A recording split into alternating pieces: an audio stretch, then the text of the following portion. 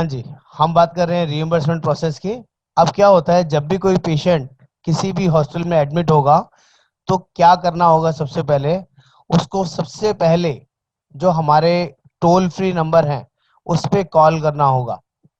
जब भी कोई पर्सन हॉस्पिटल में एडमिट होगा किसी भी रीजन से, चाहे वो हार्ट के लिए हो सकता है, किडनी के लिए हो सकता है, किसी भी एक्सीडेंट की वजह से हो सकता है, whatever the reason, within 24 hours customer care पर कॉल कर कर उसको बताना होगा कि मेरा नाम राम कुमार है, फॉर एग्जाम्पल, मेरे पास ये पॉलिसी नंबर है, मैं इस हॉस्पिटल में एडमिट हूँ और मेरा जो एडमिट होने का जो रीजन है, चाहे वो फीवर हो सकता है, कोई बड़ी बीमारी हो सकती है, कोई एक्सीडेंट हो सकता है, वो रीजन और वो एडमिट कब हुआ है, ये चार पांच चीजें मैंने बहुत क्लियरली लिखी हैं। पेशेंट का नाम, हॉस्पिटल का नाम, reason of admission, date of hospitalization, ये उसको इन्फॉर्म करना है कस्टमर केयर नंबर कॉल करके। एजेंट को भी कॉल कर सकता है वो, और कंपनी में भी। आई सिंसियरली रिक्वेस्ट, अगर वो आपको कॉल करता है तो उसको बोलिए अपने फोन नंबर से, या जो भी उसके साथ अटेंडेंट है, कोई फैमिली मेंबर साथ में होगा, कोई सर भाई ये हो सकता साइड है। में कुछ। जी, मैं आपको बता रहा हूँ, जब भी कोई पर्सन हॉस्पिटल में एडमिट होगा ना तो सबसे पहले वो अपने एजेंट को कॉल करता है, जो जनरल प्रैक्टिस है। आप भी अपने हर एक कस्टमर को बता के चलिए कि कभी भी हॉस्पिटलाइज होने की जरूरत पड़ती है तो एक बार मुझे कॉल कर लें। हो सकता है वो खुद ही एडमिट है, होश में नहीं है, तो एक अलग बात है, लेकिन कोई ना कोई फैमिली मेंबर, कोई ना कोई जो उसका रिलेटिव हो सकता है, वो पॉलिसी देखिएगा, घर में पेपर्स पूछेगा किसी ने कोई पॉलिसी ले रखी है नहीं ले रखी है, और उस पॉलिसी में एजेंट का नाम और मोबाइल नंबर होता है। अगर उसकी फैमिली में कोई पर्सन है तो वो इमीडिएटली आपको कॉल करेगा क्योंकि उसने आपसे पॉलिसी ली है। यस और नो? और अगर वो खुद एडमिट है तो कोई ना कोई फैमिली मेंबर आपको कॉल करेगा। तो पहला काम आप लोगों ने ये करना है, उनको समझाना है कि कस्टमर केयर नंबर पे कॉल कर लीजिए और ये बेसिक डिटेल्स आप बता दीजिए और एक इंटीमेशन नंबर ले लीजिए। अगर कस्टमर कैपेबल नहीं है, कस्टमर को नॉलेज नहीं है, या जो उसके फैमिली मेंबर हैं उनको इतने कैपेबल नहीं है, इतने पढ़े लिखे नहीं है कि अच्छे से बात कर पाएंगे या नहीं कर पाएंगे, तो आप लोग भी उसके बिहाफ पे इंटीमेशन दे सकते हैं। लेकिन आपके पास वो सारी डिटेल होनी चाहिए। क्या डिटेल होनी चाहिए? आपके पास पॉलिसी नंबर, कार्ड या कोई डिटेल होना चाहिए। कस्टमर जो एडमिट हुआ है उसका नाम पूरा होना चाहिए, कौन से हॉस्पिटल में एडमिट हुआ है, किस दिन एडमिट हुआ है, क्या रीजन से एडमिट हुआ है, ये आपके पास होना चाहिए। सर ये फोन तुरंत करना चाहिए 24 घंटे के अंदर? Sir with in 24 hours. ऐसा भी हो सकता है ना सर, इमरजेंसी थी, एडमिट करा दिया, दो हाँ जी। घंटे 4 घंटे 6 घंटे 8 घंटे हो गए, और बाद में पता चला फैमिली मेंबर्स को इन्होंने तो पॉलिसी करा रखी थी, तो पॉलिसी ढूंढते हैं तो एजेंट को कॉल करते हैं। तो आप एज ए एजेंट अपनी ड्यूटी समझ के उनको समझा सकते हैं, या उनसे पॉलिसी की कॉपी व्हाट्सएप मंगा लीजिए। पेशेंट का नाम, हॉस्पिटल का नाम, रीजन ऑफ एडमिशन और कब एडमिट हुए हैं, ये आप फोन पे पूछ लीजिए। क्योंकि इस टाइम पे अगर आपने सही तरीके से अपने कस्टमर की हेल्प करी तो उसको एक इमेज आ जाएगी आपके उसके माइंड में कि जो मेरा एजेंट है क्लेम के टाइम पे घबराता नहीं है, भागता नहीं है। भागने वाले एजेंट अगले साल रिन्यूअल नहीं करा पाते हैं। मैं आपको स्ट्रेट फॉरवर्ड बोल रहा हूँ, अगर आपने क्लेम के टाइम पे कस्टमर से हाथ छुड़ाया, फोन उठाना बंद किया, उसको सपोर्ट नहीं किया, उसको हेल्प नहीं किया, तो आप ये भूल जाइए कि अगले साल आपका रिन्यूअल होगा। और जो हेल्थ इंश्योरेंस बिजनेस है, सबसे बड़ी इनकम यहाँ पर रिन्यूअल की होती है, क्योंकि रिन्यूअल में कोई एफर्ट्स नहीं लगाना होता, सिर्फ उसको एक पेमेंट लिंक भेजना होता है और वो पेमेंट कर देता है, या उसके घर से चेक लेके आना होता है। बहुत हैसल फ्री काम होता है। और रिन्यूअल आपका इसीलिए खराब होता है, या तो आप क्लेम नहीं दिलवा पाते, या क्लेम के टाइम पे उसके साथ उसको सपोर्ट नहीं करते हैं। ये चार पांच चीजें समझ में आ गई आप लोगों को क्या करना है? या तो आप खुद कर सकते हैं या आपका कस्टमर खुद करेगा, दोनों में से कोई भी कर सकता है। मैं आगे बढ़ूं इससे, कोई सर भी एक बंदा। इंटीमेशन नंबर ये डिटेल्स देने के बाद कंपनी तुरंत देती है क्या? हाथों हाथ मिल जाता है, इमीडिएटली मिल जाता है। जब भी आप ये सारी डिटेल्स उनको बताते हैं कि हमारा पेशेंट है, मैं उसका ब्रदर हूँ, भाई हूँ, बहन हूँ, या कोई भी रिलेटिव हूँ, फादर हूँ, मदर हूँ, और मेरा ये पेशेंट हॉस्पिटल में एडमिट है, मुझे इंटीमेशन नंबर चाहिए, तो आपको इमीडिएटली हाथों हाथ मिल जाता है। कस्टमर के मोबाइल पर भी इंटीमेशन नंबर आ जाता है, जो रजिस्टर्ड मोबाइल नंबर है उस पर भी आएगा, और जो बंदा इंटीमेशन दे रहा है उसको भी वो नोट करवा देते हैं, डेट और इंटीमेशन नंबर आप संभाल के रख लीजिए, या कस्टमर के नंबर पे व्हाट्सअप कर दीजिए, ताकि याद रखने का चक्कर ही खत्म हो जाएगा, उसके पास भी रहेगा और आपके पास भी रहेगा। Yes sir. ठीक है। जब भी हम लोग क्लेम लेंगे और अगर हमारे पास इंटीमेशन नंबर नहीं है तो क्लेम लेने में परेशानी आएगी, क्लेम नहीं मिलेगा विदाउट इंटीमेशन। ये आप समझ लीजिए, ये पहला काम है। Intimation is must with in 24 hours. इसका एक और लॉजिक भी है, इंटीमेशन देने का रीजन भी है। कई बार कोई मैनिपुलेशंस करना चाहे तो वो कर नहीं सकता। किसी हॉस्पिटल से मिलके कोई काम करना चाहे और हॉस्पिटल का रिकॉर्ड खराब है या ब्लैक लिस्टेड हॉस्पिटल है, मैनिपुलेशंस होती हैं उस हॉस्पिटल्स में, तो कंपनी को डाउट होगा तो कंपनी उस हॉस्पिटल में जाके चेक करवा सकती है। This is the only logic कि इंटीमेशन नंबर और देना जरूरी है, लेना जरूरी है। ठीक है, आगे चलते हैं। अब यहां पर आपका रोल स्टार्ट होता है। इंटीमेशन हो गई हॉस्पिटल के अंदर, सॉरी कंपनी के अंदर, इंटीमेशन नंबर मिल गया। अब आपका जो रोल प्ले होगा वो सबसे इंपॉर्टेंट ये होगा, अगर पेशेंट आपका मेन कस्टमर है, मेन कस्टमर कौन हो सकता है, जैसे कि मान लीजिए हस्बैंड वाइफ और 2 बच्चों की पॉलिसी है। ठीक है, और हस्बैंड वाइफ में एक नाम रख लेते हैं राम कुमार, उसकी वाइफ है और उसके 2 बच्चे हैं। अगर राम कुमार खुद ही एडमिट हुआ है और खुद सेंसिबल पोजीशन में नहीं है, हॉस्पिटल में एडमिट होने के बाद वो अभी जिंदगी और मौत का सवाल है, वो इस तरह से आईसीयू में है या सीसीयू में है कि वो बात नहीं कर सकता और बेहोशी की हालत में है, या कोई ट्रीटमेंट चल रहा है या कोई सर्जरी होनी है, तो उसके साथ जो भी अटेंडेंट है उसके साथ आपका कोऑर्डिनेशन होना चाहिए। जो भी बंदा आपको कॉल कर रहा है, जिसने भी आपको फर्स्ट कॉल किया है, उसका नंबर आप सेव करके रख लीजिए और उससे रेगुलरली बात कीजिए जब तक कि उसको क्लेम नहीं मिल जाता। ये आपका पहला मॉरल काम है जो आपको करना है। और उसी के मोबाइल नंबर पे या उसके व्हाट्सएप नंबर पे जो हमारा क्लेम फॉर्म होता है उसको भेज देना है, या उसकी मेल आईडी पे, जिस पे भी वो कन्वीनियंट है उस पे आपको भेजना है। मैंने सभी को क्लेम फॉर्म ग्रुप में शेयर किया है। कोई मुझे थंब इम्प्रेशन करके बता सकता है सबको क्लेम फॉर्म मिला है कि नहीं मिला? फर्स्ट डे, सेकंड डे, कभी भी जब भी ऐसा कुछ होगा तो आपको क्लेम फॉर्म कस्टमर को भेज देना है, मेल पे, व्हाट्सएप पे। और आगे का प्रोसेस भी बताऊंगा। ओके, भूपेंद्र जी ने हैंड रेज किया है, प्लीज बताइए भूपेंद्र जी क्या पूछना चाह रहे हैं।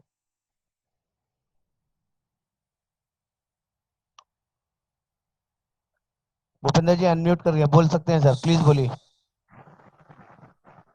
सर गलती से हो गया होगा। अच्छा कोई बात नहीं, चलिए एनी इशू, आगे बढ़ते हैं। इसके होगा क्या, फायदा क्या होगा, आगे का प्रोसेस बताता हूं।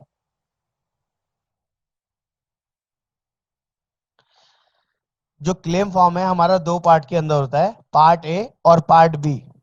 जो पार्ट ए पोर्शन है उसमें सबसे ऊपर लिखा होता है क्लेम इंटीमेशन नंबर, और वो फॉर्म कस्टमर को खुद फिल करना होता है। उसमें बेसिक डिटेल फिल करनी होती है, जिसमें उसका खुद का, जो पेशेंट है उसका नाम डालना होगा, पॉलिसी नंबर डालना होगा, उसका डेट ऑफ बर्थ डालना होगा, उसका एड्रेस डालना होगा, ईमेल आईडी, मोबाइल नंबर, कितने अमाउंट का क्लेम है, हॉस्पिटलाइजेशन का क्लेम कितना है, और एडमिट होने से पहले का, जिसे हम बोलते हैं प्री हॉस्पिटलाइजेशन का कितना क्लेम है, पोस्ट हॉस्पिटलाइजेशन का कितना क्लेम है, वो सारी डिटेल उसमें टोटल फिगर्स में भरना होता है।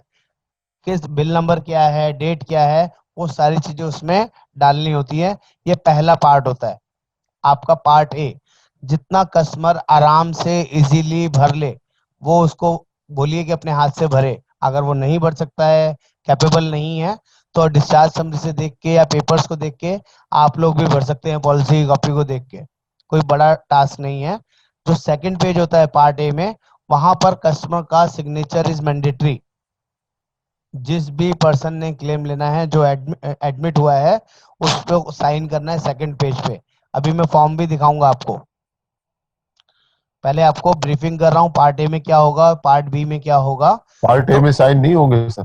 पार्ट अच्छा ए उसी के में, अंदर है। उसी के अंदर अच्छा जो एक ही सेकंड पेज पेज में है, है ये।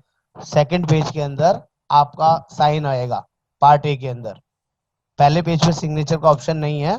जैसे उस पेज को पलटेंगे, सेकंड पेज पे आएंगे, तो वहां पार्ट ए पर में। पार्ट ए में, तो वहां पर signature is mandatory. For customer, जो भी पेशेंट है उसके साइन होने मैंडेटरी है। ठीक है, पार्ट बी पे चलते हैं। ये पार्ट भी सबसे ज्यादा इंपॉर्टेंट है। क्लेम फॉर्म भेजने का पर्पज ही यही है कि जब वो डिस्चार्ज होगा, हॉस्पिटल से डिस्चार्ज होगा, उस टाइम पे वो हॉस्पिटल में ही होगा, ऑब्वियस सी बात है। उसके साथ जो अटेंडेंट है, कोई ना कोई फैमिली मेंबर होगा। तो पार्ट बी, ट्रीटिंग डॉक्टर, जिस डॉक्टर ने ट्रीटमेंट किया उस डॉक्टर ने साइन करके देना होता है। साइन करना होगा, पूरा फॉर्म फिल करना होगा, क्या ट्रीटमेंट चला, कब एडमिट हुआ, कब डिस्चार्ज हुआ, वो सारी डिटेल उसमें फिल करनी होती है जिस डॉक्टर ने ट्रीटमेंट किया। अगर आप ये फॉर्म बाद में देते हो कस्टमर को, तो कस्टमर हो सकता है आपको नाराज हो, आपको बोलेगा यार ये मुझे पहले ही बता देते, अगर जिस टाइम मैं डिस्चार्ज हो रहा था। तो अननेसेसरी आजकल जो कोरोना सिम्टम्स चल रहे हैं, परेशानी चल रही है, हॉस्पिटल कोई बार बार नहीं जाना चाहता। अगर वो पहले दे दिया होता तो उसी दिन मैं करवा लेता। और हम क्या कर रहे हैं, कस्टमर की पहले ही हेल्प कर रहे हैं। सर जिस दिन डिस्चार्ज होंगे ना, ये आप फॉर्म साइन करा लीजिएगा। पार्ट बी, स्टैम्प भी होना चाहिए, साइन भी होना चाहिए, और पूरा प्रॉपरली फिल किया हुआ होना चाहिए। कोई भी कॉलम छूटना नहीं चाहिए। डॉक्टर ने, जिसने भी डॉक्टर ने ट्रीटमेंट किया है, ये मॉरल ड्यूटी है आपको ये करवाने की। बिना उसके क्लेम नहीं मिलेगा। मैं समझो कि यहां तक समझ में आ रहा है आप लोगों को। अब ये आपने उससे कोऑर्डिनेशन करना है किस दिन डिस्चार्ज हो रहे हैं। मैंने आपसे नंबर क्यों बोला था उसे बंदे से, जो अटेंडेंट होगा, फैमिली मेंबर होगा, इससे आपको पता चलेगा कि आज डिस्चार्ज हो रहे हैं। तो आप उसको बोलेंगे मैंने आपको डिस्चार्ज फॉर्म भेजा था, उसमें पार्ट बी पोर्शन है, वो आज हाथों हाथ साइन करवा लीजिएगा। और जितने भी पेपर्स आपको हॉस्पिटल से लेने हैं, वो सारे पेपर्स ओरिजिनल होने चाहिए। कई बार हॉस्पिटल बदमाशी करते हैं, परेशान करते हैं कस्टमर्स को, फोटोकॉपी दे देते हैं। Original receipts, original bill, original discharge summary और रिपोर्ट्स वगैरह, जितने टेस्ट वगैरह हुए हैं, वो नहीं देते ओरिजिनल, सिर्फ फोटोकॉपी देते हैं। तो you sincerely guide to your customer, your attendant of the customer, कि जो भी पेपर्स आप लेंगे, everything should be in original form. Original form क्या होती है, उस, अगर कोई कलर प्रिंट आउट या black and white print out की बात नहीं कर रहा हूँ, अगर किसी पेपर पे साइन हुए हैं, स्टैंपिंग हुई है, तो वो अलग से ओरिजिनल दिखना चाहिए। ऐसा नहीं है कि वो स्टैंपिंग करी और साइन करा हुआ पेपर फोटोकॉपी आपको दे दिया जाए और बोल दिया जाए कि ये ओरिजिनल है, तो वो ओरिजिनल नहीं होगा। You got it? मैं आपको क्या समझा रहा हूँ, समझ में आ रहा है आपको?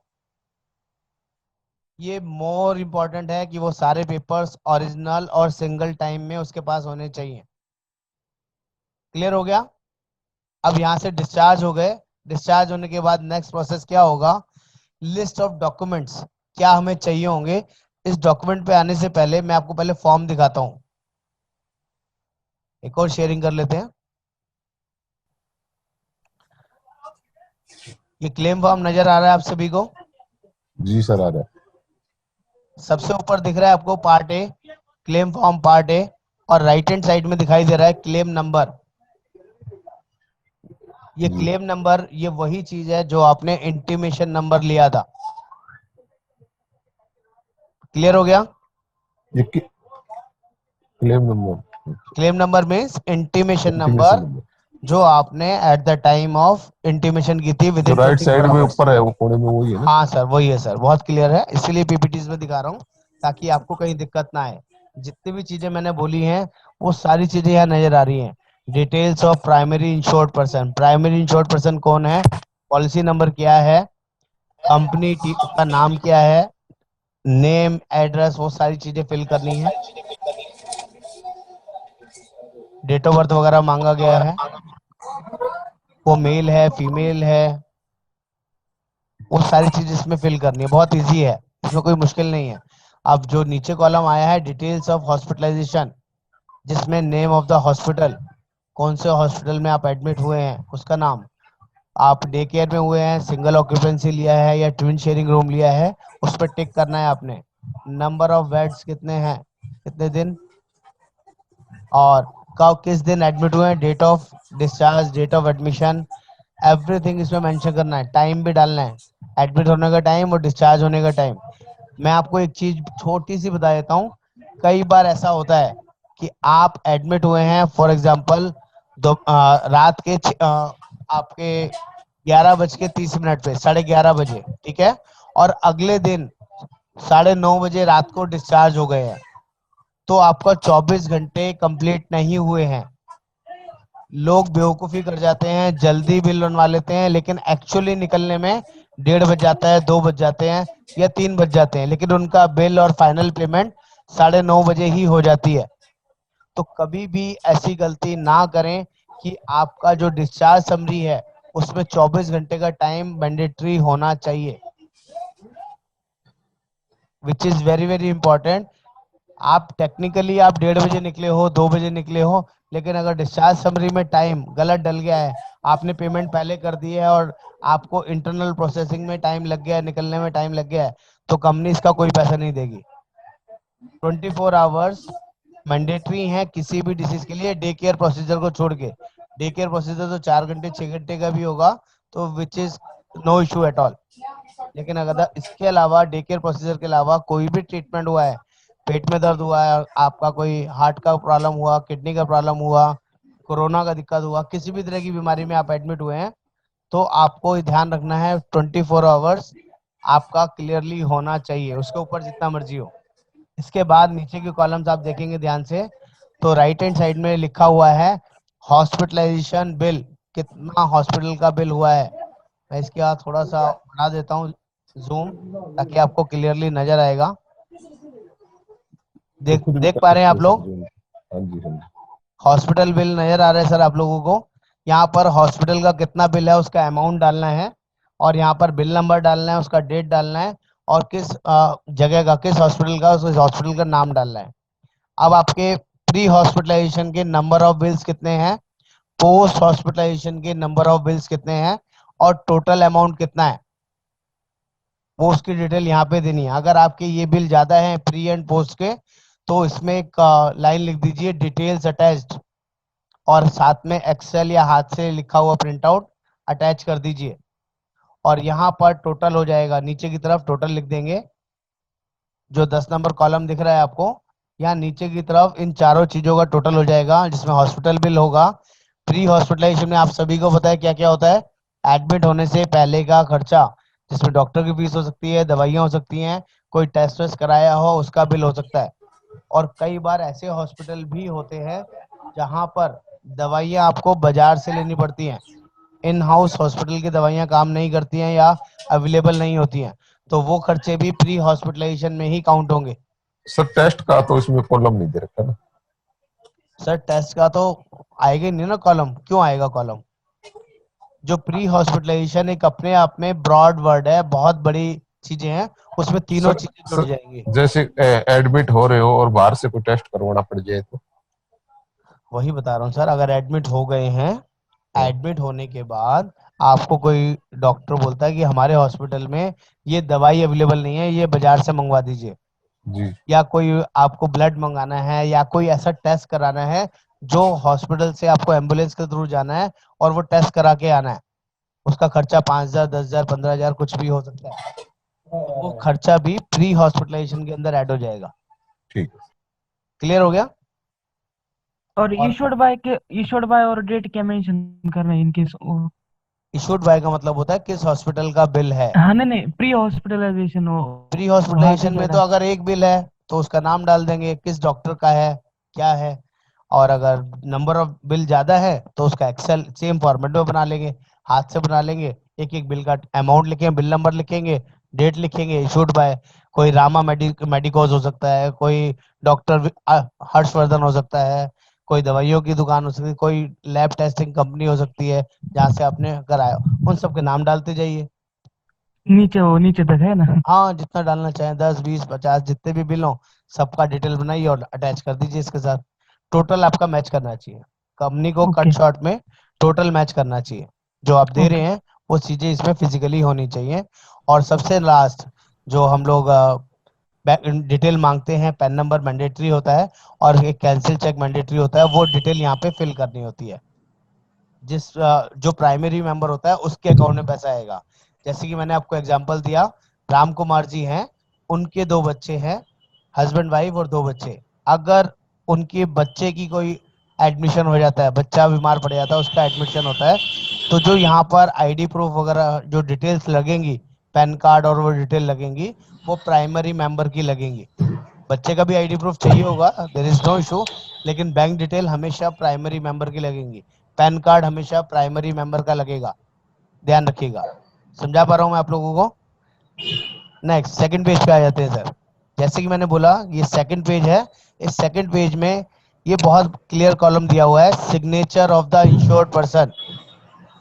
अगर वो खुद है जो एडमिट हुआ है, मेजर है, तो वो यहाँ साइन करेगा। उसकी वाइफ है तो वाइफ साइन करेगी। अगर बच्चा है कोई तो प्रपोजर ही साइन करेगा।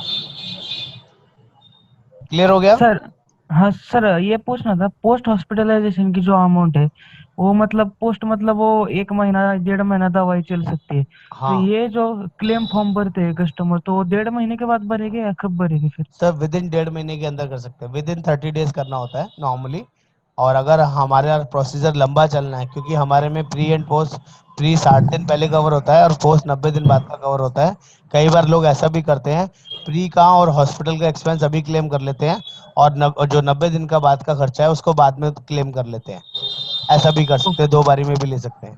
और या कुछ समझदार कस्टमर होते हैं, वो हॉस्पिटल से डिस्चार्ज होते हैं, 1 हफ्ते बाद ही एक 3 महीने की दवाई इकट्ठी ले लेते हैं। अगर 2 महीने इलाज चलना है, 1 महीने इलाज चलना है, तो 1 महीने की दवाई इकट्ठी ले लेते हैं, ओके ओके ओके सर। तो उसी दिन आप डाल सकते हैं। It's up to you, customer के ऊपर डिपेंड करता है वो कैसे करना चाहता है।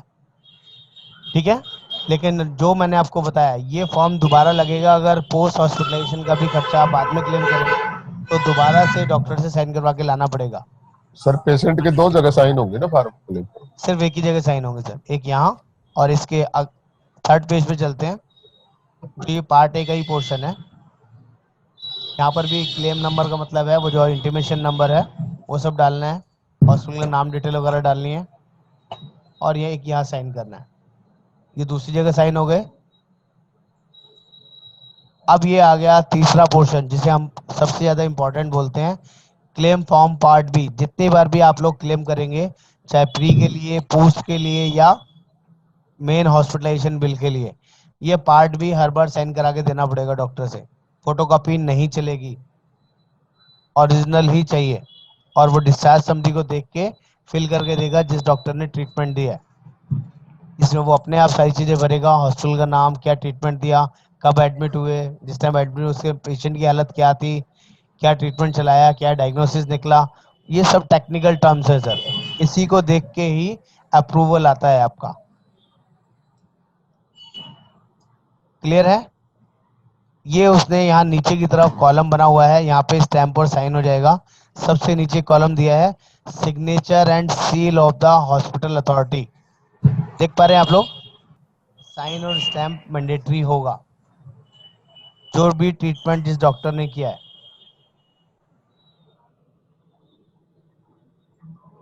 आगे बढ़े, यहां तक क्लियर है?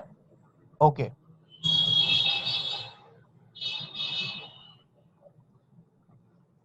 नेक्स्ट, ये हो गया फॉर्म का पर्पस।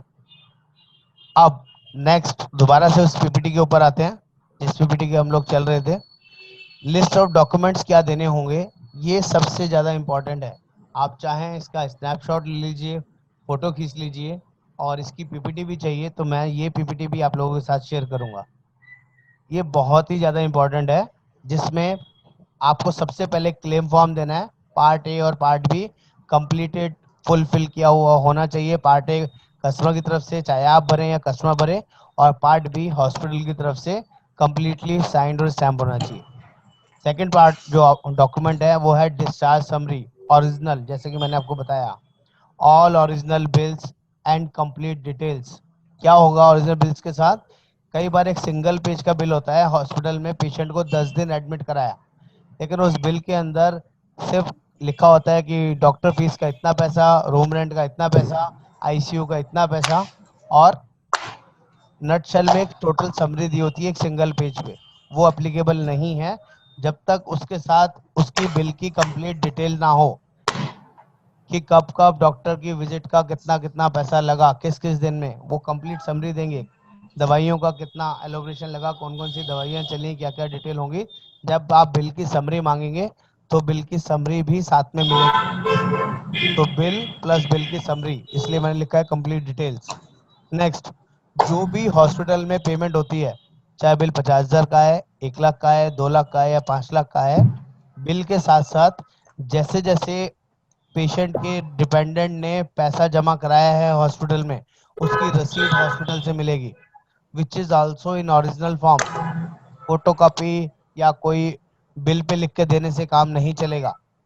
प्रॉपर रिसिप्ट का फॉर्मेट होना चाहिए या लेटर हेड पे लिख के साइन और स्टैम्प प्रॉपरली होना चाहिए, तभी उसको रिसिप्ट मानेंगे, नहीं तो ये बार बार आपको करा के देना पड़ेगा। नेक्स्ट, उस हॉस्पिटल में जितने भी टेस्ट और रिपोर्ट्स वगैरह आई हैं वो सारे बिल ओरिजिनल चाहिए, उसके बिल भी और उसकी रिपोर्ट्स भी। बिल तो हमारे, सर डिस्टर्ब हो रहा है, जरा अनम्यूट करे सबको, वो मैं आवाज आ कर रही रहा हूँ सर, अभी करता हूँ सर, कुछ शोर आ रहा है पीछे से। जी मैंने म्यूट कर दिया सर, प्लीज आप लोग म्यूट रहने दें ताकि बाकी लोगों को डिस्टरबेंस ना हो। ऑल टेस्ट रिपोर्ट्स, जब भी हॉस्पिटल में कोई भी पर्सन एडमिट होगा 2 दिन 4 दिन 10 दिन के लिए, तो कुछ ना कुछ टेस्ट और कई सारे रिपोर्ट्स वगैरह वो लोग देंगे at the time of discharge. वो सारे पेपर्स ओरिजिनल होने चाहिए, इवन चाहे इसमें एक्सरे हो, चाहे वो एमआरआई हो या किसी भी तरह के कोई टेस्ट कराए हैं, इवन कोरोना टेस्ट क्यों ना हो, कुछ भी कराया है तो वो ओरिजिनल चाहिए। और अगर आपने कोई बाहर से कराया है तो बाहर से उसका बिल और रिपोर्ट्स वो भी ओरिजिनल चाहिए। और साथ में जो भी दवाइयाँ चली हैं हॉस्पिटल में, उन सब के भी बिल चाहिए प्रॉपरली। और वो बिल या तो हाथ से लिखे हुए होंगे या कंप्यूटराइज्ड होंगे, लेकिन वो प्रॉपर होने चाहिए, कटे फटे या इनकम्प्लीट नहीं चलेगा। और उन सब के साथ doctor prescription is mandatory. Hospital में जब भी वो चीज कोई मांगी जाती है, किसी भी तरह की दवाइयाँ लानी है, कुछ करनी है, आपको नीचे काउंटर से लेके आना है, तो उसकी एक पर्ची बना के देते हैं। इंटरनली हॉस्पिटल की एक रिसीट होती है, डॉक्टर की प्रेस्क्रिप्शन होती है, वो सारी प्रेस्क्रिप्शन आपने संभाल के रखनी है, उसको मिस आउट नहीं करना है किसी भी वजह से।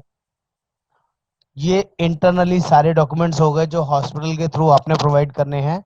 इससे पहले के जो बिल हैं, जिसे हम प्री हॉस्पिटलाइजेशन बोलते हैं, वो मैं अभी ऑलरेडी आपको समझा चुका हूँ। उसमें डॉक्टर की फीस, दवाइयों का खर्चा या कोई टेस्ट कराए हैं, वो भी सब ओरिजिनल चाहिए, फोटोकॉपी नहीं चलेगी। ऐसे ही पोस्ट हॉस्पिटलाइजेशन के जो बिल होंगे, डॉक्टर की फीस, दवाइयों का खर्चा या कोई टेस्ट कराने डिस्चार्ज होने के बाद भी, तो वो भी सब ओरिजिनल ही लगाने हैं। प्री को अलग कर लीजिएगा, पोस्ट को अलग कर लीजिएगा, और जो हॉस्पिटल के बिल हैं उनको अलग कर लीजिएगा। इसके बाद क्या देना है, पैन कार्ड और आधार कार्ड की कॉपी। जो प्रपोजर है, जिसने पॉलिसी ली है, उसका चाहिए होगा। पेशेंट अगर वो खुद है तब भी, और पेशेंट खुद नहीं है तब भी। उसके बाद डिपेंडेंट उसके साथ जो भी है, वाइफ हो सकता है, बच्चे हो सकते हैं, उनका कोई ना कोई आईडी प्रूफ चाहिए। आपका पॉलिसी का कॉपी, या मैंने लिखा नहीं है इसमें क्योंकि वो अंडरस्टूड सी बात है, पॉलिसी की कॉपी या जो हमारा कार्ड आता है स्टार हेल्थ से, दोनों में से एक चीज साथ में दे देंगे तो चलेगा। जो ये कैंसिल चेक है वो प्रपोजर का चाहिए, ओनली प्रपोजर। बच्चे का कोई कंपनी नहीं मांगती है, वाइफ का कोई कंपनी नहीं मांगती है, सब प्रपोजर का है, क्योंकि पेमेंट प्रपोजर ने करी है, जो हेड ऑफ द फैमिली है उसने पेमेंट करी है, इसलिए उसी का चाहिए। और जब ये सारे पेपर्स आप रेडी करेंगे तो इस पूरे सेट की फोटोकॉपी कस्टमर को बोलिएगा कि वो करा के रखे, वो उसके पास होनी चाहिए। क्योंकि जब भी हम लोग ऐसे क्लेम डाल देते हैं, जमा कराते हैं कंपनी के पास, तो कई बार कोई कागज मिसप्लेस हो सकता है, कोई पेपर ऐसा कंपनी कह सकती है कि मेरे को ये पेपर नहीं मिला, तो आप बता सकते हैं मैंने ये पेपर ऑलरेडी दिया हुआ है। मान लीजिए आपके जो पेपर्स हैं सीरियल नंबर वाइज 100 है, 150 है, 125 है, या 80 पेपर्स है, या 70 पेपर्स है, कई बार 40 पेपर भी होते हैं, नंबर ऑफ पेपर्स 40 है। आप क्या करेंगे, शुरू से लेके एंड तक हर एक पेपर के ऊपर नंबरिंग डाल दीजिए, 1 2 3 4 5 6, जिससे क्या होगा, आपका कोई भी पेपर मिसिंग नहीं होगा। चाहे वो छोटा पेपर हो साथ में या बड़ा पेपर हो, उसकी नंबरिंग कर दीजिए पेंसिल से उसके ऊपर। और वही सेम नंबरिंग अपने जो फोटोकॉपी के पेपर्स हैं उसके ऊपर कर लीजिए, पेपर में तो चाहिएगा, जैसे उसमें पेपर्स हैं वैसे ही पेपर्स की फोटोकॉपी कराइएगा। तो क्या होगा, आपका कोई भी पेपर मिस आउट नहीं होगा, आपकी हरासमेंट नहीं होगी।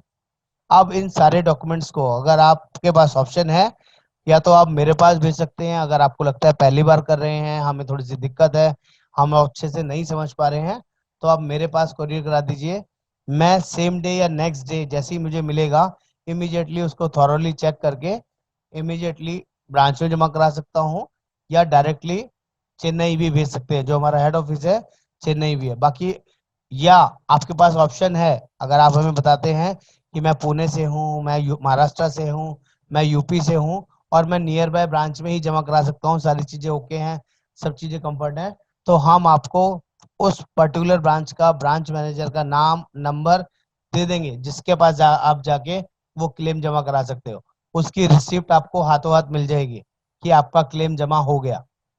आपकी चॉइस है, आप मुझे भेजें सेफर साइड तो मैं भी उसको मैनेज कर सकता हूँ। आपको लगता है कि मैं नियर बाय किसी भी स्टार हेल्थ की ब्रांच में जाना चाहता हूँ, तो सिर्फ हमें ब्रांच का एड्रेस बता दीजिए कि किस लोकेशन की ब्रांच में आप जाना चाहते हैं, तो हम आपको उसका ब्रांच मैनेजर का नाम नंबर स्ट्रेट फॉरवर्ड दे देंगे, उससे बात करके पहले से ही आपको कि आप इसके पास जाइए, जिस टाइम भी आप जा सकते हैं, और जाके इनसे रिसीट ले लीजिए। आपको कोई टेंशन नहीं होगी, वहां पे हाथों हाथ आपको रसीद मिल जाएगी। ऑल ओवर इंडिया में हमारी 411 ब्रांचेस हैं, किसी भी ब्रांच के साथ आप ये प्रोसेस करा सकते हैं, पूरा एट पार जाना ब्रांचेस है। कस्टमर को होता है, नहीं, एजेंट को या एजेंट कस्टमर को जाएगा, जाना पड़ता है? एजेंट जाएगा सर, कस्टमर को कभी नहीं भेजना, क्योंकि अगर आपने कस्टमर को परेशान किया चीजों के लिए, छोटी छोटी चीजों के लिए, तो अगले साल रिन्यू नहीं कराएगा वो आपसे पॉलिसी। सर आप लोगों ने कमीशन लिया है सर उनका, इसीलिए लिया है क्योंकि हम आपको क्लेम के टाइम पे सपोर्ट करेंगे। और अगर कोई कस्टमर अगर कोई एजेंट ने कमीशन वापस किया है, वैसे तो अलाउड नहीं है, to be very very clear, कि आप किसी को रिबेट दे, किसी भी तरह का डिस्काउंटिंग दे, अलाउड नहीं है, आईएडी की तरफ से परमिशन है। मैं तो इस चीज के लिए बहुत ही खिलाफ हूँ, बहुत स्ट्रेट फॉरवर्ड आपको बताता हूँ। लेकिन फिर भी अगर आपके किसी कस्टमर ने आपसे बोला नहीं जी मुझे तो डिस्काउंट चाहिए, और आपको देना पड़ा किसी रीजन से, तो आप उससे चार्ज भी कर सकते हो at the time of reimbursement claim, क्योंकि आप उसको सर्विसेज दे रहे हो। जो जिस मेहनत के आप पैसे ले रहे हो, वही मेहनत के पैसे अगर वो आपसे ले चुका है, तो उसको रियलाइज कराइए कि ये सारा काम मुझे आपके ब्याह पे करना है, या तो आप खुद कराएंगे, क्योंकि आपने मेरे से पे आउट वापस लिया है, तो आपको वो पे आउट मुझे वापस देना पड़ेगा, नहीं तो ये काम आपको खुद कराना पड़ेगा। तो आपका कस्टमर नाराज भी हो सकता है, आपसे कुछ और बोल भी सकता है, उसको रियलाइज कराना जरूरी है, ताकि आपको वो रिन्यूअल पे परेशान ना करे। उसे रियलाइजेशन आना चाहिए कि हाँ मेरा जो एजेंट है काम का एजेंट है, नॉलेजेबल एजेंट है, और मेरे को सपोर्ट करता है। सर अगर कस्टमर दूर है हमसे, तो हम नहीं जा पा रहे फिजिकली, तो वो क्या, इन केस क्या होगा? सर उस केस में भी जो आप मेरे पास भेजेंगे वो अपने पास मंगा लीजिए। अगर ओके। आपका customer all over India basis पे आप डील करते हैं, आप बाई चांस राजस्थान बैठे हैं, आपको दिल्ली किसी कस्टमर को पॉलिसी बेचा है आपने, और वहां पर उसको ये रिइंबर्समेंट करवाना है, तो हम अपने पास मंगा लेते हैं। हम वो सारी चीजें जितना हम मैंने आपको गाइड किया है, ये सब चीजें आपको फोन पे, जूम मीटिंग पे, वीडियो कॉल पे उनको गाइड करना है, उनको समझाना है। जब वो कोरियर करने वाले होंगे, तो उससे पहले वो सारी चीजें आपको बताएंगे कि वो क्या भेज रहे हैं। ऐसा ना हो कि पहले कोरियर भेज दिया, बाद में पता चला इसमें तो ये भी कागज नहीं है, वो भी कागज नहीं है, भेजा हुआ बेकार हो गया। तो बार बार मेहनत नहीं कराना सर कस्टमर का, एक ही बारी में समझिए। मैं समझू यहाँ तक आप लोगों को समझ में आ रहा है? ऐसा तो नहीं है मैं कुछ ज्यादा बता रहा हूँ, ऐसी चीजें जो आप लोगों को नहीं समझ में आ रही हैं? चीजें क्लियर हो रही हैं आप लोगों को? प्लीज थंब इम्प्रेशन दिखा दीजिए, आई विल अंडरस्टैंड कि हाँ जो चीजें मैंने आप लोगों को भी समझाई बताई वो समझ में आ रही हैं। क्लियर है आप सर सभी को? कैंसिल क्लियर चेक है का सर। मतलब ये क्या लगता है, क्यों लगता है मतलब cancel cheque? Sir cancel cheque इसलिए लेते हैं, जो अभी मैंने आपको फॉर्म दिखाया है ना, पार्ट ए, उस पार्ट ए के अंदर सबसे नीचे कॉलम है, बैंक का नाम भरना है, बैंक में अकाउंट नंबर भरना है, आईएफएससी कोड भरना है, बैंक की ब्रांच भरनी है, और एमआईसीआर नंबर भरना है। वो सब चीजें चेक से ही निकाली जा सकती है। और सर कंपनी किसी के पास अगर चेक ना हो तो पासबुक की कापी पासबुक की चलेगी, चलेगी, चलेगी। डिटेल क्लियर होनी चाहिए, चलेगी सर। इवन बैंक स्टेटमेंट भी चलेगी, डिटेल उसमें भी सारी होनी चाहिए। मैं समझा पा रहा हूँ, आगे बढ़े इससे? ओके। ये सारा काम आपने कर दिया, सब चीजें प्रोसेसली सर कर दी। सर जी ये पैन कार्ड और आधार कार्ड ये दोनों जी। कंपलसरी है क्या, किसी के पास ना हो? सर आधार नहीं होगा तो कोई वोटर आईडी होगा, ड्राइविंग लाइसेंस होगा, आई कोई भी चीज आईडी के लिए जिसमें चाहिए कुछ है? आईडी के लिए चाहिए सर। ठीक है सर। पैन कार्ड भी होगा तो चलेगा सर। पैन कार्ड है ऑलरेडी तो मोर देन सफिशिएंट है, फिर आधार नहीं चाहिए होता। दोनों इसलिए लिख रहा हूँ, कई बार लोगों के पैन में और आधार में फर्क होता है, तो हमें एज पर पॉलिसी होना चाहिए नाम भी और उसका डेट ऑफ बर्थ भी, जिसमें भी मैच करता है वही चीज दे देंगे, काम चलेगा। लेकिन क्लेम अगर आपका 50,000 रुपये से ऊपर है तो पैन इज मैंडेटरी। 50,000 से कम पे पैन फिर भी एक बार को चला सकती है कंपनी, लेकिन क्लेम 50,000 से ऊपर का है तो पैन मैंडेटरी होगा, बिना पैन के काम नहीं चलेगा। ठीक है। सर ये क्लेम की प्रोसेस है वो कितने दिन के अंदर होनी चाहिए? उसी पे आ रहा हूँ सर, अभी आ रहा हूँ सर। जैसे ही आपने ये पेपर सबमिट कर दिए कंपनी के पास, तो आपकी तरफ से तो हो गया कि हमने पेपर्स दे दिए, जमा करा दिए, अब जल्दी से क्लेम आ जाए। कंपनी को भी थोड़ा सा टाइम चाहिए होता है उन क्लेम्स को चेक करने के लिए। कंपनी क्या करेगी, उन सारे डॉक्यूमेंट्स को थॉरोली चेक करेगी। जो पेपर्स और डॉक्यूमेंट्स मैंने बताए, अगर आपने एक ही बारी में सही तरीके से प्रॉपरली भेजे तो 90% केसेस में क्वेरीज नहीं आती, लेकिन 10% केसेस में क्वेरीज आती है। क्वेरीज मतलब रिक्वायरमेंट आएंगी कंपनी की तरफ से। जैसे क्या क्वेरीज आ सकती है कि मान लीजिए किसी ने पॉलिसी अभी ली थी हमसे 2 महीने पहले, और अचानक 2 महीने बाद उसका कोई बड़ा क्लेम आ गया, हार्ट का स्टंटिंग हो गई उसको, और वो नॉन पैनल हॉस्पिटल में जाके ट्रीटमेंट करा के आ गया। कंपनी को डाउट हो सकता है, कंपनी क्या कह सकती है, एक तो आप नॉन कैशलेस हॉस्पिटल में गए, कोई बात नहीं, आपको इमरजेंसी लगी आप चले गए, डजेंट मैटर, लेकिन ये बताइए आपको हार्ट का इशू कब से है, पूछ सकती है। आप कोई प्रीवियस हिस्ट्री होगी आपकी, बीपी की दवाइयाँ लेते होंगे, किसी डॉक्टर से मिले होंगे, अचानक तो ब्लॉकेज नहीं आती है जनरली। ब्लॉकेज होने में टाइम लगता है, 90% ब्लॉकेज, 80% ब्लॉकेज, उसके बाद ही स्टंटिंग होती है। इससे पहले स्टंटिंग नहीं होती। 30, 40, 50% में कोई भी डॉक्टर स्टंटिंग नहीं करता है। ऐसी क्वेरी आ सकती है। अगर कस्टमर जेन्युइन है और अगर वो सही चीजें बताता है कि अचानक ही हुआ है, मुझे क्या पता था, इससे पहले मैं कोई दवाई नहीं ली, कोई दिखाया नहीं, तो 100% क्लेम मिलेगा। लेकिन उसको रिप्लाई करना होगा, रिप्लाई इज मस्ट। कोई भी क्वेरी आएगी उसका रिप्लाई जब तक आप नहीं करेंगे कोई भी क्लेम प्रोसेस नहीं होगा। जिस दिन आपकी क्वेरी कंप्लीट हो गई, कोई भी क्वेरी जो भी कंपनी ने मांगी है वो पेपर, कई बार कुछ लोग क्या करते हैं, अपना आईडी देना भूल जाते हैं, आईडी प्रूफ नहीं लगाते हैं, कई बार ओरिजिनल बिल नहीं लगाते हैं, ओरिजिनल रिसीट नहीं लगाते हैं, या कोई ना कोई पेपर मिसिंग होता है आपके डॉक्यूमेंट्स के अंदर, तो वो डॉक्यूमेंट्स की भी रिक्वायरमेंट आ जाती है। कई बार ऐसा छोटा हॉस्पिटल होता है, 20 बेड्स, आप सभी को पता है, सारे claims minimum 20 beds plus hospital होना चाहिए, तभी कैशलेस या रिइम्बर्समेंट होता है। अगर 20 बेड से कम का हॉस्पिटल में आपने ट्रीटमेंट कराया है तो रिइम्बर्समेंट नहीं होगा। दूसरा, अगर आपका हॉस्पिटल ब्लैक लिस्टेड है तो भी सिर्फ लाइफ सेविंग ट्रीटमेंट का कॉस्ट मिलेगा, बाकी का पैसा नहीं मिलेगा। वो आप वेबसाइट पे जाके चेक कर सकते हैं। तो कंपनी कब से काउंट करती है, जैसे ही उनकी क्वेरीज कंप्लीट हो गई, आपकी तरफ से डॉक्यूमेंट्स जो उनसे मांगे गए वो उनको दे दिए, तो with in 7 to 10 working days आपके पास पैसा आ जाता है। सर ये जो 20 बेड की कंडीशन आपने बताई है, ये मतलब कैसे चेक करे कस्टमर, मतलब उनको किस चीज के लिए? हॉस्पिटलाइजेशन करना?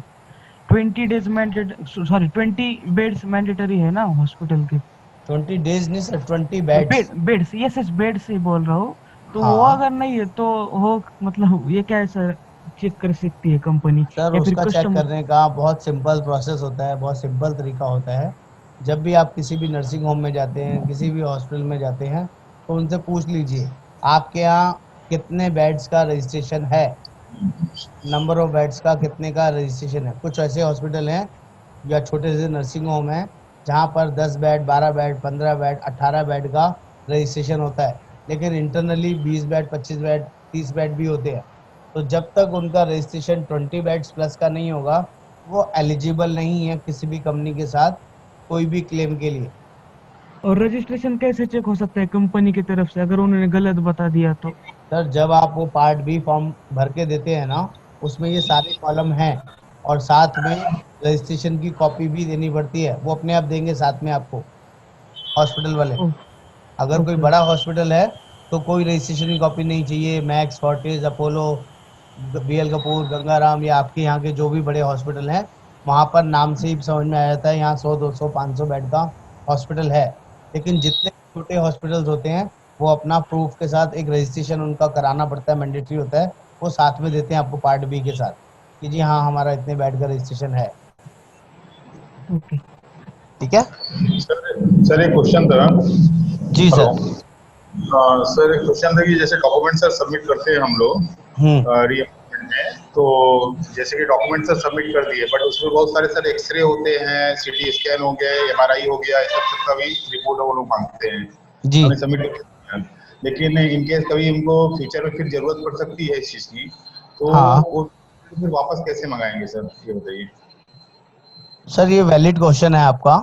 आप ऐसा भी कर सकते हैं, जो आपके जो एक्सरे है, प्रिस्क्रिप्शन का सर हम फोटो कॉपी करा लेते हैं, ठीक है ना, लेकिन मैं जो उसी पे आ हमारा रहा हूँ सर, मैं उसी पे आ रहा हूँ, एक बार आप मेरी सुनिए, मैं आपको गाइड करता हूँ। जो एक्सरे हैं आप उनको रोक सकते हैं, उनको आप चाहें तो नहीं भी दे सकते, जब कंपनी मांगेगी तब देना पड़ेगा। लेकिन अगर मांगती है तो देना पड़ेगा। कंपनी जैसे कोई हड्डी टूट जाती है, किसी की जॉइंट का कोई ऑपरेशन कराया है, तो वो बिना एक्सरे के पता ही नहीं चलता है कि उसका ये ऑपरेशन होना था, सर्जरी होनी थी, या कोई हमारे। लेकिन अगर कोई वैसे कोई चेस्ट का कंजेशन का या किसी और रीजन का एक्सरे हुआ है, उस केस में कोई कई बार जरूरत नहीं भी पड़ती। और अगर आपको लगता है कि जिसकी जरूरत पड़ेगी, तो आप जिस भी जगह से आपने ट्रीटमेंट कराया है या वो एक्सरे कराए हैं, वहां से उसकी कॉपी निकल जाती है, उसमें एक नंबर होता है, आप ध्यान देंगे तो जो आपका बिल होता है, बिल की रिसीट्स होती है, वहां से डुप्लीकेट कॉपी आप निकलवा सकते हैं पैसे देके। क्योंकि मेजर कंसर्न क्या होता है, पहले ये क्लेम लेना, ये कंसर्न नहीं होता कि वो हमें इन फ्यूचर कभी जरूरत पड़ेगी तो उसको कैसे मैनेज करेंगे। आप सिर्फ उस जो नंबर है उस शीट के ऊपर, जो एक्सरे शीट के ऊपर एक नंबरिंग पड़ी होती है, उसका आप कहीं नंबर नोट करके रख लीजिए या बिल के ऊपर लिख के रख लीजिए, आपको उसी से ही वो दोबारा निकल जाएगा। उनके पास फिल्म होती है, वो कभी भी आपको निकाल के दे सकते हैं। अगर आपको इन फ्यूचर रेफरेंस के लिए चाहिए तो एक्स्ट्रा पेमेंट देके वो कॉपी निकलवाई जा सकती है। और किसी का कोई डाउट, कोई ऐसी क्वेरी? जी कंपनी सर वापस नहीं करती है, कंपनी अगर रिटर्न में हम दें कि सर मेरा वापस कर दिया जाए इसको, केस को सर, पास वहां करेंगे पे तो ना कंपनी। वन वे एंट्री होती है सर। आप वन वे एंट्री समझते हैं सर? वहां जो भी कागज चले जाते हैं वो वापस नहीं आते, अनटिल अनलेस उसमें कोई कोर्ट केस या कोई लिटिगेशन या कोई ऐसी चीज रिक्वायर्ड है। सर दूसरी एक क्वेश्चन थी कि जो आयुष ट्रीटमेंट है, हम्म। इसका अगर रीइंबर्समेंट लेना हो तो क्या करना पड़ेगा सर? सर सेम प्रोसेस है। मतलब इस आयुष ट्रीटमेंट भी कैशलेस होता है बड़े बड़े हॉस्पिटल्स के अंदर। अगर आप पैनल हॉस्पिटल में ट्रीटमेंट करा रहे हैं तो सेम जैसे इसमें ट्रीटमेंट होता है ऐसे ही आयुष के लिए होगा। लेकिन अगर आप नॉन पैनल हॉस्पिटल से ट्रीटमेंट करा रहे हैं तो सारा same process as it is follow करना होगा, जो अभी हमने कैश इसके लिए किया। एलोपैथिक या आयुष के लिए या आयुर्वेदिक के लिए कोई अलग प्रोसेस नहीं है, सेम प्रोसेस है। ठीक है सर। जी, और किसी की कोई क्वेरी? भूपेंद्र जी आपका हैंड रेज है, कुछ बोलना चाहते हैं, कुछ पूछना चाहते हैं, पूछिए। एनीबडी, आप सभी लोग, अभी 16-17 लोग हैं हम लोग, किसी को भी कोई ऐसी चीज जो शायद मेरे समझाने में आप लोगों की समझ में ना आई हो, कोई ऐसी चीज जो मैं आपको गाइड नहीं कर पाया हूँ, मैं समझूं आप लोगों को कुछ चीजें समझ में आई। रीइंबर्समेंट प्रोसेस कोई बहुत मुश्किल काम तो नहीं है। ऐसा तो नहीं है कि कस्टमर से भागना पड़ेगा हमें, थोड़ा बहुत लिखना पढ़ना पड़ेगा, पेपर्स कोरियर कराने पड़ सकते हैं या ब्रांच में जाके जमा कराने पड़ सकते हैं। तो घबराने वाला काम तो नहीं है, किसी को कोई डर वर तो नहीं लग रहा है इसमें किसी को? सर आप वो तो बोले सर कि अगर प्रैक्टिकल करने के बाद ही हाँ जी। सर एक दो दिलाएंगे तभी समझ में आएगा अच्छे से। नहीं सर, अभी हमारे पास तो कैशलेस लेने वाले भी हैं। अभी कहाँ थे दहिया साहब? एक बार वीडियो को ऑन करिए सर। अभी हमारे कस्टमर हैं आजाद दहिया जी, एजेंट है, इन्होंने अभी कैशलेस क्लेम दिलाया है, और पूछ के देखिए, बताएंगे आपको। दहिया साहब, कोई प्रॉब्लम तो नहीं आई? आशुतोष जी पूछ रहे हैं। नहीं सर, कोई प्रॉब्लम नहीं आई। देखिए साहब, कोई ऐसी बात हो जिसका हमें ध्यान सर रखना बिल्कुल पड़े बता और देना, आपको दिक्कत आई हो? बिल्कुल हाँ बताइएगा ये सर। बताइए भाई, अभी कोई अपन लोग दिक्कत नहीं आई। पैनल के हॉस्पिटल में गए थे, पैनल कोई हॉस्पिटल परेशानी। कस्टमर के लिए बहुत सेफ है, बहुत बढ़िया है। अगर कस्टमर आपका जेन्युइन है तो 100% उसको क्लेम मिलेगा। प्रॉब्लम सर कब आती है? जब 5,000 कस्टमर लेकिन जेन्युइन ना हो। सर उसमें 5,000 भी तो अलग से मिलेगा कस्टमर को, 5,000 रुपये अलग से मिलते हैं सर अगर वो पैनल। एग्रीड पैनल में जाएगा सर। दो तरह के हॉस्पिटल होते हैं, एक नेटवर्क और एक एग्रीड पैनल हॉस्पिटल। एग्रीड में जाएगा, एफएचओ पॉलिसी है, तभी मिलेगा। वो डिस्चार्ज होने के बाद क्लेम करना पड़ेगा। मतलब क्लेम के यंग साथ नहीं स्टार मिलता अलग। पॉलिसी थी, इसमें नहीं था। एफएचओ प्लान के अंदर है जी इस जी। तरह का फीचर। यंग 5,000 स्टार में नहीं था 5,000। नहीं, और किसी प्लान में नहीं है। 1% या मैक्सिमम 5,000। जी।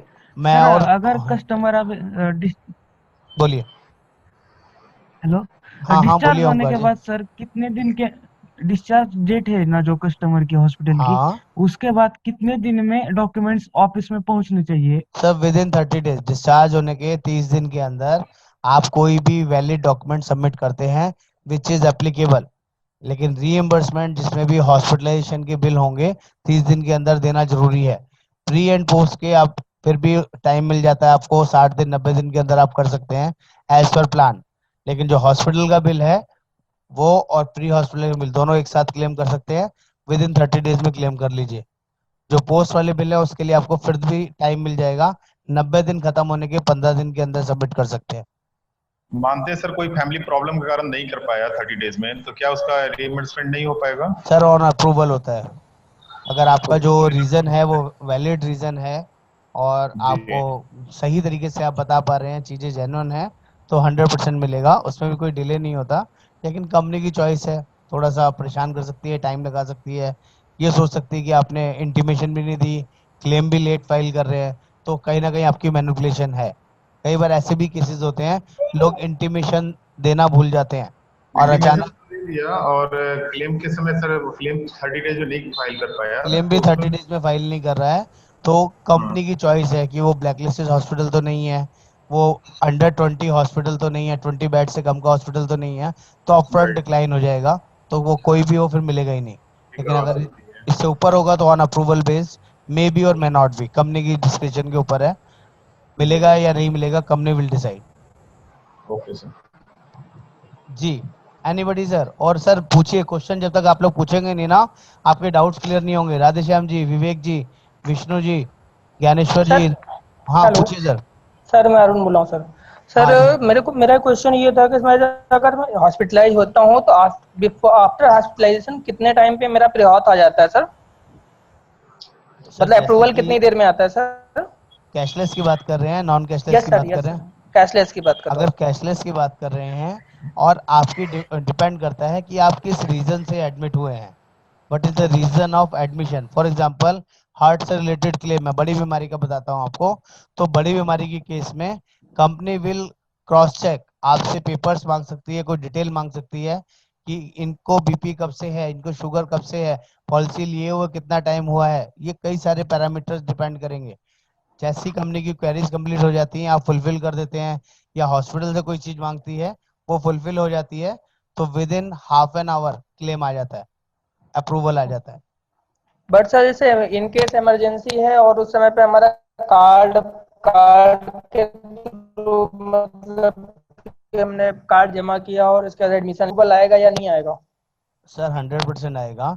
लेकिन आप ये समझिए, कोई भी कंपनी पैसा दे रही है ना आपको, तो यस उसका सर। क्वेरी करने का राइट है, क्वेश्चन पूछने का राइट है। ऐसा तो नहीं है ना कि आप कार्ड डालें बटन दबाते ही पैसा आ जाएगा, ऐसा तो नहीं होगा नहीं। ना।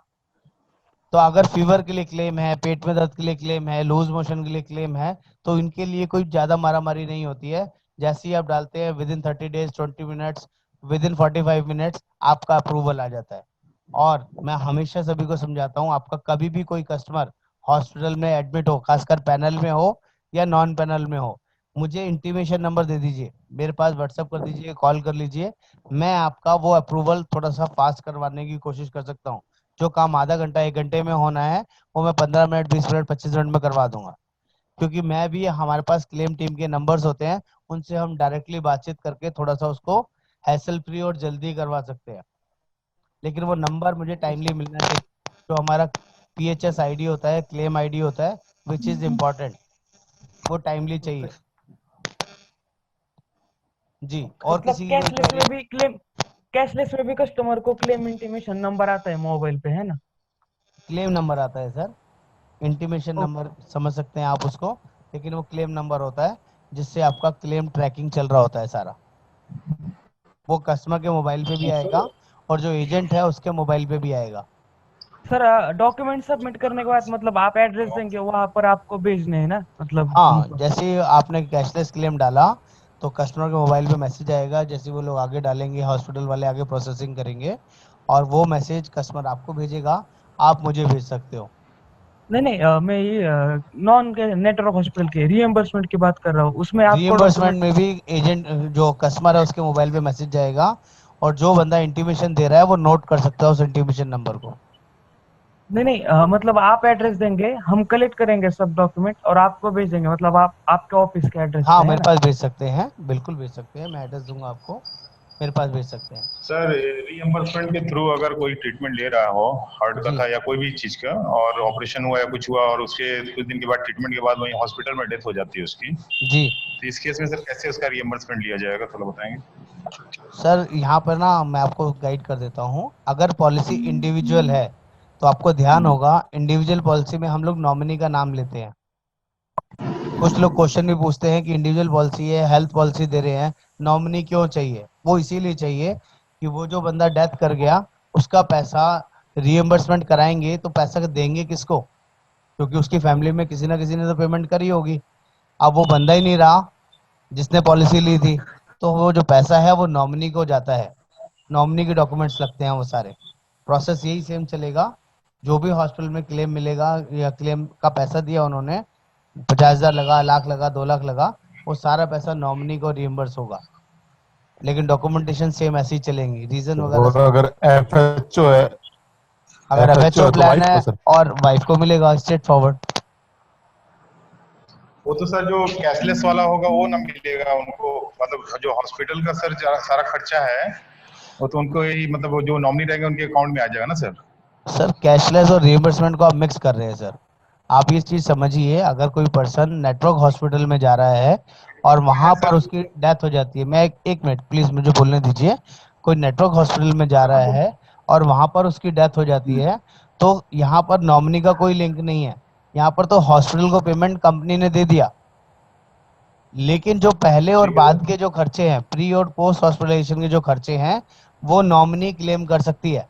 पोस्ट का तो कोई खर्चा होगा ही नहीं क्योंकि बंदा डेथ ही कर गया, तो बाद के इलाज तो चलेगा ही नहीं। लेकिन कुछ पहले का खर्चा ऐसा हो सकता है जो यहाँ एडमिट होने से पहले उसने कराया हो, वो बंदा क्लेम करना चाहे जो उसका नॉमिनी है, तो उसको वो पैसा मिलेगा। ये मैंने बताया कैशलेस के केस में। अगर रिएम्बर्समेंट के केस में डेथ हो जाती है तो वो सारा पैसा नॉमिनी क्लेम कर सकती है, नॉमिनी को मिलेगा, जो भी नॉमिनी होगा। सर अगर वो जो डॉक्यूमेंट है रीएम्बर्समेंट के केस में अगर कस्टमर ने सीधा आपको भेजे तो भी चल सकता है ना?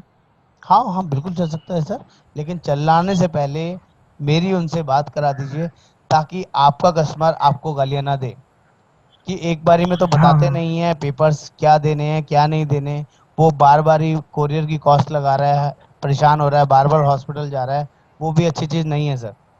तो अगर मेरा ओके, डायरेक्ट कम्युनिकेशन कस्टमर से आप। करा देंगे तो भी मैं उनको एक एक चीज गाइड हाँ। कर दूंगा, जो मैंने आप लोगों को पीपीटी सिखाया बताया, इस पीपीटी का फोटो खींच के मैं उनको भेज सकता हूँ कि सर ये वाले डॉक्यूमेंट ऐसे ऐसे मुझे चाहिए। जैसे ही आपके पास डॉक्यूमेंट रेडी हो जाए तभी आप मुझे भेजिएगा, और भेजने से पहले जिस तरह भेज रहे हैं एक बार मेरे से बात कर लीजिएगा, ताकि आपको दोबारा कोरियर नहीं करना पड़े, दोबारा क्रॉस चेक ओके करने में ओके कोई सर। नुकसान नहीं है। हाँ वही, ठीक है, मतलब अगर कस्टमर दूर दूर है तो मतलब वो मेरे पास कर भेजेगा सकते हैं फिर सर, हम टाइम लोग करते लगेगा। हैं अभी। मैं आपको एक और क्लेम फॉर्म भी दिखा सकता हूँ। अभी हमने एक अंडर प्रोसेस चल रहा है उनका क्लेम, हमने डाला हुआ है, मैं आपके साथ शेयरिंग करता हूँ। जो हमने फिल किया हुआ फॉर्म है आप देख लेंगे, तो देखने से आपको और ज्यादा समझ में आ जाएगा। जी, ये वो फॉर्म है, जितनी चीजें मैंने आप सभी को बताई इस तरह से फॉर्म फिल होगा। सर इसकी ये स्क्रीनशॉट। ये मैं भेज दूंगा आप लोगों को, कोई ऐसी दिक्कत नहीं हाँ, है। ताकि वो भरते भरा हुआ टाइम फिर फॉर्म इसको आपको देख। भेज दूंगा, आप किसी को देख हाँ जी। सकते हैं। ये सारी चीजें वही हैं जैसे जैसे उसमें दिखाया था। जो चीजें मैंने आप लोगों को बताई ये सब हमने फिल किया हुआ है प्रॉपरली। बैंक की डिटेल वगैरह भरी हुई है, कस्टमर के साइन है, गाजियाबाद का सर कस्टमर था। इसको देखने के बाद ना फिर तो दिक्कत नहीं आएगी फॉर्म भरने में। इजी इसको है देख सर, के। फिर क्या रहे, फिर तो सामने हो गया ना। ये सेकंड पेज हो गया, जो हम लोग थर्ड पेज जहाँ पे नीचे साइन कराने के लिए बोला, कुछ भी नहीं भरा इसमें। आगे सर ये सर डॉक्टर ये ने। डॉक्टर की मोहर तो नहीं लग रही ना उसमें? अब आएगा ना सर, अब देखिएगा पार्ट बी, अभी ये फॉर्म है, अच्छा इसमें अच्छा। आएगी मोर। ये हॉस्पिटल है यथार्थ सुपर स्पेशलिटी ये सर इससे हॉस्पिटल। पहले वाले साइन किसके थे तो? वो कस्टमर के थे ना, 2 पेज पे कस्टमर को साइन ये करने ऊपर। थे, सेकंड और थर्ड पे। ये पेज ये कस्टमर के वाले। साइन है, ये ये हाँ कस्टमर हाँ के ठीक। साइन है। ठीक है ठीक। जो इस वाले पेज पे साइन हुए ना, हाँ जी। वही साइन उसी कस्टमर के हैं। ये देखिए आप। अच्छा अच्छा अच्छा, हाँ हाँ हाँ, ठीक है सर। ठीक है, ओके हाँ आगे जी चलते हैं। ये कस्टमर की, ये देखिए हॉस्पिटल की मोहर है, हाँ जी हाँ जी। डॉक्टर के साइन है, और ये कंप्लीट डिटेल उसने जो भी उसको लगा वो सब कुछ फिल कर दिया उसने। ये सारी डिटेल इस तरह से वो फिल करके देंगे प्रॉपरली। अगर ये प्रोसेस आप फॉलो कर लेते हैं, कहीं पे भी कोई दिक्कत नहीं आएगी। हम लोग अपने सभी कस्टमर के साथ ना, जितने भी कस्टमर्स होते हैं उसको ऐसे अटैच करके देते हैं, पूरा फॉर्म का फॉर्मेट है।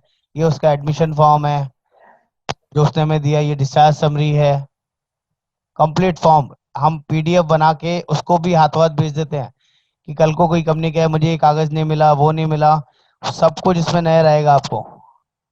और आपको कोई नंबरिंग दिख रही है, 13 नंबर नजर आ रहा है, ये हमने हाथ से नंबरिंग डाली है कागज के ऊपर, हर एक पेज के ऊपर। हमने बोलती है ना हमें डिस्चार्ज समरी नहीं मिली, इन्वेस्टिगेशन रिपोर्ट नहीं मिली, तो हम बोलते हैं उसमें 14 नंबर लिखा हुआ है कि नहीं लिखा हुआ है, तो बोलता है हाँ जी लिखा हुआ है। देख पा रहे हैं आप लोग, ये हाथ से नंबरिंग डाली है हमने, 14 15 जितने भी पेपर्स थे सारे पेपर्स के ऊपर नंबरिंग डाली है। और सारे पेपर सेल्फ अटेस्टेड कस्टमर से मंगवाते हैं, कस्टमर के साइन होने चाहिए हर एक पेपर के ऊपर, जितने भी ओरिजिनल है। समझ पा रहे हैं आप लोग, देख रहे हैं, कोई मुश्किल तो नहीं है। ये सारी reports, ID proof, cancel cheque, policy copy, ये वो सभी चीजें हैं जिसके ऊपर अभी हमने डिस्कस किया है। ये payment receipt, bill receipt, medicine के bill, doctor prescription, pre and post के खर्चे, एवरीथिंग इसमें आपको नजर आएगा। पेजेस की बात करूं तो 59 पेजेस हैं, ऊपर नजर आ रहा है सभी को, 51 to 59, 55 पेज, 56। ये पैन कार्ड कस्टमर का। तो मैं समझूं कि चीजें प्रोसेस आप लोगों को समझ में आ रहा है, खाली दिखाने के लिए नहीं, मैं आपको प्रैक्टिकल ट्रेनिंग देने में बिलीव कर रहा हूँ। वो आ गए सभी सर। चीज समझाने की कोशिश कर रहा हूँ जिससे आपको घबराना नहीं है, चाहे कैशलेस हो या रीइंबर्समेंट प्रोसेस हो, दोनों में आपको इजीली हैंडलिंग इजी होगी। ये समझ लीजिए, एक आपको गुरु मंत्र दे देता हूँ, अगर आपके कस्टमर का क्लेम आ गया तो आप समझ लीजिए आपकी लॉटरी खुल गई। लेकिन वो लॉटरी कब खुलेगी, उसको क्लेम भी मिलना चाहिए। और उस बंदे ने क्लेम ले लिया आपकी कंपनी से और आपने उसको क्लेम में सपोर्ट कर दिया, तो वो कस्टमर कम से कम 10 साल, 15 साल, 20 साल के लिए आपके साथ कनेक्ट हो गया।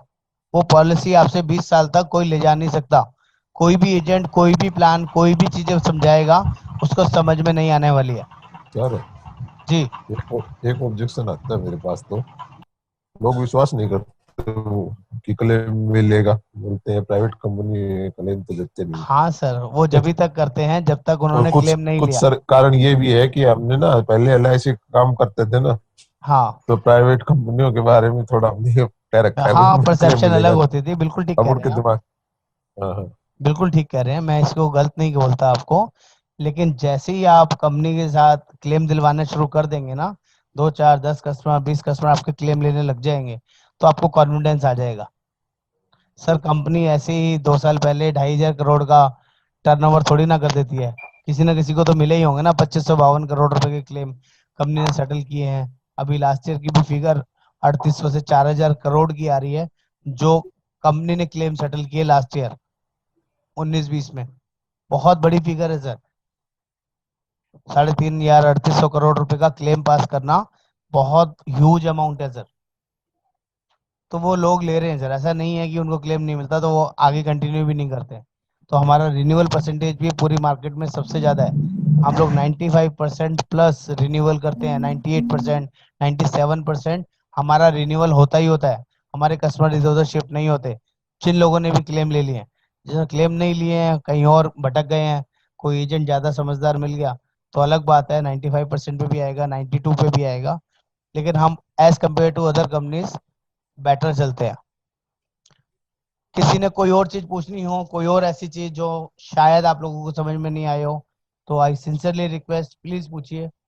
राधेश्याम जी, आप पहली बार मीटिंग में आए हैं, चीजें समझ में आई सर? अनम्यूट कीजिए सर, बताइए कोई दिक्कत तो नहीं आ रही समझने में? हम लोग ज्यादा जल्दी तो नहीं बोल रहे? क्लियर है? चीजें समझ में आ रही हैं? चलिए, वेरी गुड सर, बहुत बढ़िया। आशुतोष जी, राकेश जी, अभिजीत जी, ज्ञानेश्वर, ओमकार जी, परमेश्वर जी, मनीष जी, प्रीतम जी, विष्णु जी, अरविंद जी, तो मैं समझो ओके सर। आज की मीटिंग सफल हो गई। ओम शांति कह सकते हैं हम लोग। बहुत बढ़िया तरीके से चीजें हम लोग समझ पाए, समझा पाए। और मिलते रहिए सर, मीटिंग में आते रहिए, कुछ ना कुछ करते रहिए। मैं कंपनी से नई पीपीटी से मांग रहा हूँ, कुछ प्लान में चेंजेस आए हैं, कुछ अपग्रेडेशन हुई है, वो सब चीजें आप लोगों के साथ शेयर करूंगा।